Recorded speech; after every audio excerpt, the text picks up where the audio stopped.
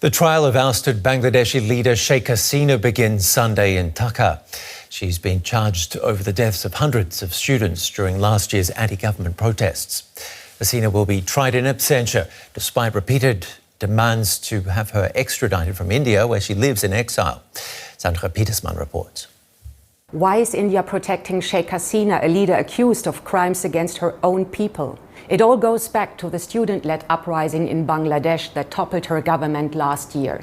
A UN probe found that the violent crackdown on the students' movement had killed over 1,000 protesters and injured nearly 20,000 more. There are reasonable grounds to believe that officials of the former government, its security and intelligence apparatus, together with violent elements associated with the former ruling party, committed serious and systematic human rights violations. On the 5th of August last year, as security forces fired on students marching towards Sheikh Hasina's residence, she fled to neighboring India and hasn't left since. Indian officials won't say what's next. She had come here at a short notice for safety reasons, and she continues to be. But many in Bangladesh want her back to face justice. Not just for what happened during the student uprising, but also for the thousands who disappeared during Hasina's 15 years in power. Last December, the interim government of Mohammed Yunus asked for her extradition, but India didn't budge. We have received a communication from the Bangladesh authorities in respect of former PM Sheikh Hasina. Further than that, I have nothing to add at this point in time. To this day, despite repeated Bangladeshi requests, Sheikh Hasina remains under protection in a heavily guarded home in New Delhi. She certainly has blood on her hand, but she's being treated like a state guest. So why is that? According to many experts here, it's about loyalty and security. She, of course, addressed our security concerns very robustly, and we literally laid out the red carpet. I think India will try and do whatever it does to ensure that Sheikh Hasina is safe in India, because they feel that she will not be given a fair trial in Bangladesh, and there is a security to her life. Under Sheikh Hasina's rule, Bangladesh became India's closest ally in the neighborhood.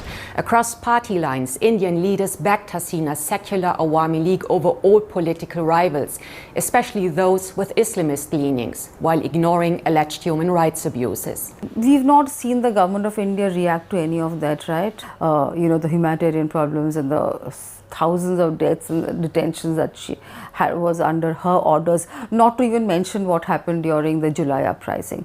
As Bangladesh continues to deal with the fallout of Hasina's rule and fresh clashes on the streets, India is urging Bangladesh to hold free and fair elections as soon as possible. That call includes reinstating Hasina's Awami League, which is currently banned from political activity. I don't think you can have free and fair multi-party plurality in Bangladesh without Awami League's participation, because there is that much of stakeholders who definitely want Awami League back. Professor Datta believes Sheikh Hasina could have helped ease tensions by showing real remorse from India, but she hasn't, not once. With bilateral ties at a new low, experts in India also say the relationship shouldn't revolve around Sheikh Hasina alone. Because both Bangladesh and India actually can work together, and I always feel their partnership is very, very critical to the growth story in South Asia. Both should have the political sagacity to continue while keeping this particular issue aside. That's my take on it. OK, let's bring in our reporter in Dhaka, Arafat Islam. Tell us a bit more about India's reluctance to extradite Sheikh Hasina, how that's being seen in Bangladesh. I talked to some family members of the victims of last year's July uprising. One of them is Mosharraf Hossain, who lost his daughter, and she was only 22-year-old and was killed by a gunshot on 5th of August. So he says that he wants Hasina back to Bangladesh to face charges put against her in crimes against humanity. So there is a strong emotion surrounding that issue, and many people in Bangladesh expect India to return her so that she can face trial in Bangladesh. Bangladesh has set up a special tribunal to try Hasina and other members of her government. Hasina has already been indicted and will be tried in absentia. What difference will that make to the proceedings?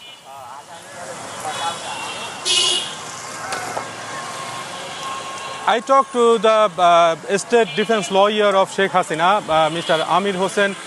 He said that he will try his best to defend Hasina at the International Crimes Tribunal. But it is always difficult to continue a trial process when the accused is not present. But the Bangladeshi authorities have repeatedly requested India to return Sheikh Hasina, but their requests are received, but Bangladesh is yet to get a response from the Indian authority about it. Mr. Hossain thinks that he has a good chance to defend Sheikh Hasina and some other accused because he thinks that there is a strong ground to prove that they are not guilty. It's almost 1 year since the student-led uprising that ousted Sheikh Hasina. How would you describe the situation in Bangladesh 1 year on? Yeah, I'm at the epicenter of that uprising that happened last year. I'm at the campus of Dhaka University, and you see that it remained crowded, and there are like every now and then there are processions continuing, like people have many demands.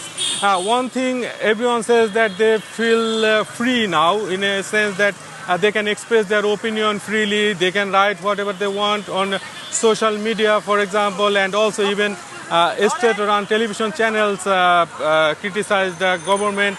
So there are this aspect. At the same time, human rights situation is still a concern. Human Rights Watch published a report just yesterday expressing concerns that the government needs to do more to improve the human rights situation of Bangladesh.